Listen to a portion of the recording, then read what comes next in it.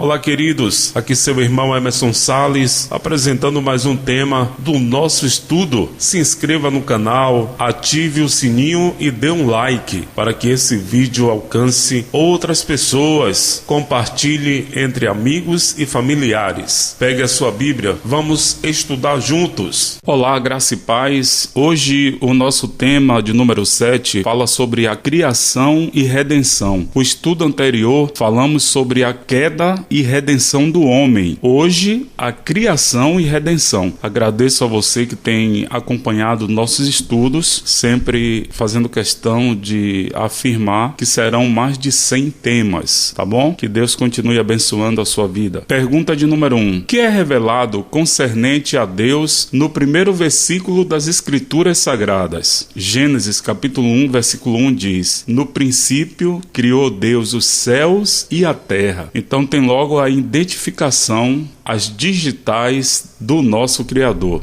Que contraste entre o verdadeiro Deus e os falsos deuses é repetidamente traçado nas Escrituras. A Bíblia diz: Assim lhes direis, os deuses que não fizeram os céus e a terra desaparecerão da terra e de debaixo destes céus. Não é semelhante a estas aquele que é a porção de Jacó, porque ele é o Criador de todas as coisas, e Israel é a tribo da sua herança. Senhor dos exércitos é o seu nome. Jeremias 10, dos versos 11 a 16. Você pode verificar também em Atos 17, 22 a 29 e Apocalipse 14, versos de 6 a 10. Pergunta 3. Por intermédio de quem criou Deus todas as coisas? João capítulo 1, versos de 1 a 3 diz: No princípio era o Verbo, e o Verbo estava com Deus, e o Verbo era Deus. Ele estava no princípio com Deus. Todas as coisas foram feitas por intermédio dele, e sem ele, nada do que foi feito se fez. Aqui está se referindo a Jesus Cristo.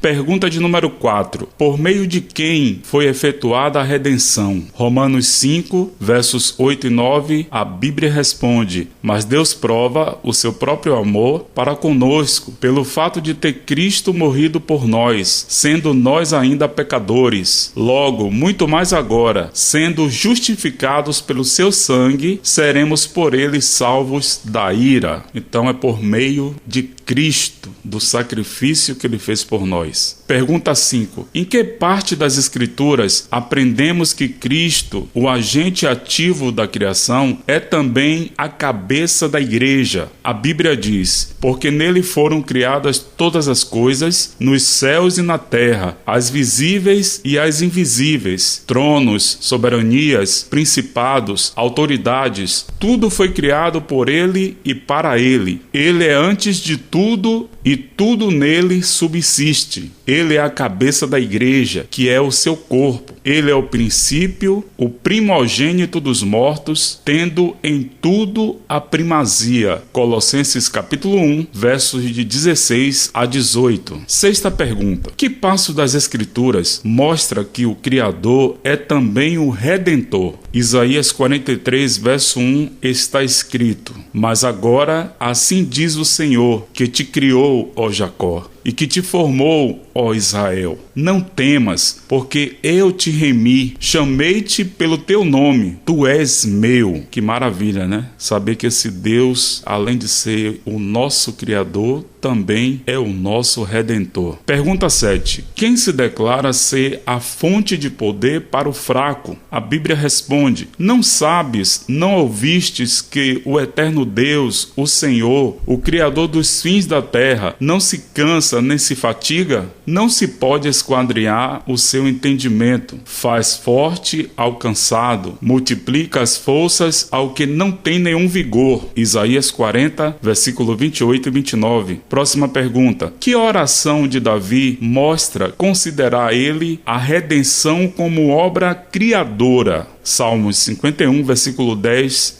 Davi orou: cria em mim, ó Deus, um coração puro e renova dentro de mim um espírito inabalável. Essa oração de Davi deve ser também a nossa oração. Pergunta 9. Quem sustém em suas órbitas os corpos celestes? A Bíblia diz: a quem me haveis de comparar? A quem me assemelharei? Pergunta o santo. Elevai os olhos para o alto e vede quem criou estes astros. É ele que faz sair o seu exército em número certo e fixo. A todos chama pelo nome. Tal é o seu vigor, tão grande a sua força, que nenhum deles deixa de apresentar-se. Isaías capítulo 40, versos 25 e 26. Que pode esse santo fazer pelo aquele que crê, ou seja, pelo crente? Livro de Judas só tem um capítulo, verso 24 e 25, a Bíblia responde: ora, aquele que é poderoso para vos guardar de tropeços e para vos apresentar com exultação, imaculados diante da sua glória, o único Deus, nosso Salvador, mediante Jesus Cristo, Senhor nosso, glória, majestade, império e soberania antes de todas as eras, e agora e por todos os séculos. Amém. Mais uma pergunta: qual é a medida do poder para auxílio do crente e que está à sua disposição? A Bíblia responde: para que o Deus de nosso Senhor Jesus Cristo, o Pai da glória, vos conceda espírito de sabedoria e de revelação no pleno conhecimento dele, iluminados os olhos do vosso coração, para saberdes qual é a esperança do seu chamamento, qual a riqueza da glória da sua herança nos santos, e qual a suprema grandeza do seu poder para com os que cremos, segundo a eficácia da força do seu poder, o qual exerceu ele em Cristo, ressuscitando dentre os mortos e fazendo sentar à sua direita nos lugares celestiais. Efésios capítulo 1, versos de 17 a 20. Pergunta de número 12. Quão grandioso foi o libertamento do povo de Israel da escravidão egípcia? Está escrito: agora, pois, pergunta aos tempos passados que te precederam desde o dia em que Deus criou o homem sobre a terra, desde uma extremidade do céu até a outra, se sucedeu jamais coisa tamanha como esta? Ou se ouviu coisa como esta? Ou se um Deus, com letra minúscula, intentou ir tomar para si um povo do meio de outro povo, com provas, com sinais e com milagres, e com peleja, e com mão poderosa, e com braço estendido, e com grandes espantos, segundo a tudo quanto o Senhor vosso Deus vos fez no Egito aos vossos olhos? Deuteronômio 4, verso 32 a 34. O grandioso livramento do povo de Israel da escravidão e opressão egípcias é apenas um vislumbre do poder de Cristo revelado no libertamento do homem do jugo e da escravidão do pecado. Em ambos se vê a manifestação do poder criador. Pergunta de número 13. Que texto das Escrituras assevera claramente seu poder criador, aquele que transforma o crente? Efésios 2, verso 10 responde: pois somos feitura dele, criados em Cristo Jesus para boas obras,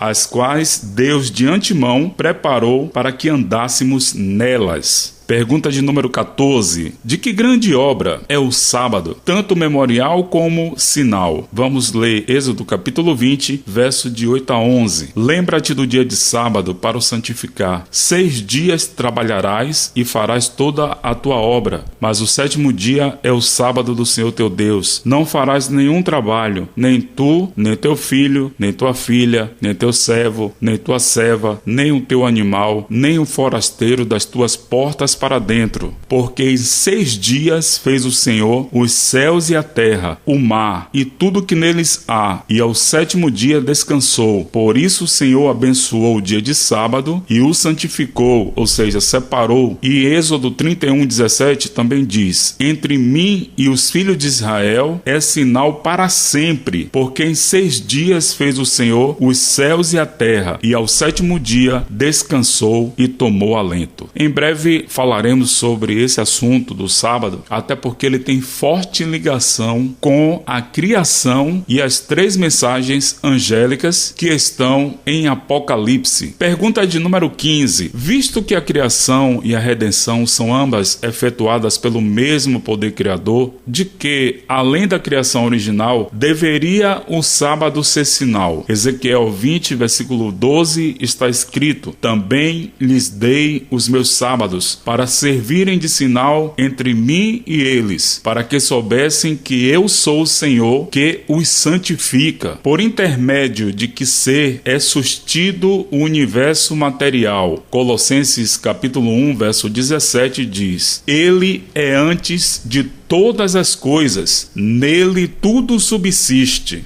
Penúltima pergunta. Que declaração mostra que todas as coisas, tanto materiais como espirituais, são sustentadas pelo mesmo ser pessoal? 1 Coríntios 8, versículo 6 responde: todavia, para nós há um só Senhor, Jesus Cristo, pelo qual são todas as coisas e nós também por Ele. Última pergunta de hoje. Por que é Deus digno de receber toda a glória e toda a honra? A Bíblia diz: tu és digno, Senhor e Deus nosso, de receber a glória, a honra e o poder, porque todas as coisas tu criaste. Sim, por causa da tua vontade vieram a existir e foram criadas. Apocalipse 4, versículo 11. A doutrina relativamente moderna da criação, conhecida por evolucionismo, que repousa sobre pesquisas humanas em vez de ser sobre a revelação e que substitui um criador pessoal por uma força impessoal, solapa o próprio fundamento do Evangelho. A redenção